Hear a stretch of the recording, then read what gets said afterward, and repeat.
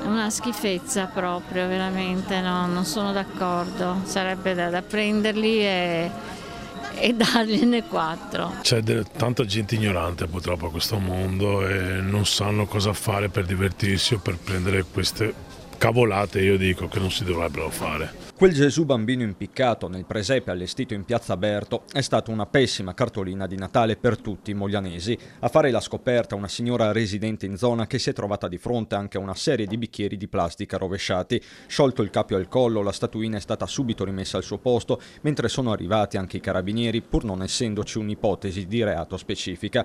Un'esecuzione simbolica che ha scatenato la caccia al colpevole, o meglio ai colpevoli. C'è un identikit, potrebbero essere dei ragazzi sui 16 anni che spesso frequentano la zona. Non sarà però facile risalire ai vandali. Purtroppo nessuno ha visto, anche perché in zona non ci sono telecamere, purtroppo la piazza è anche poco illuminata e su questo come amministrazione dobbiamo intervenire. Resta un gesto che lo stesso primo cittadino condanna senza se e senza ma. Un gesto bruttissimo, inspiegabile, spesso la noia di alcuni ragazzi, di alcuni gruppi giovanili porta anche a queste cose, ma non va bene assolutamente, bisogna porre rimedio e far capire ai nostri ragazzi quali sono i veri valori. E sui valori, ma soprattutto sulla loro assenza, si interroga la piazza. Questi ragazzi che fanno queste cose gli mancano i valori, che bisogna lavorare tanto sui giovani che praticamente sono così, che non hanno valori, non sentono niente. Comunque è vero che non osserva più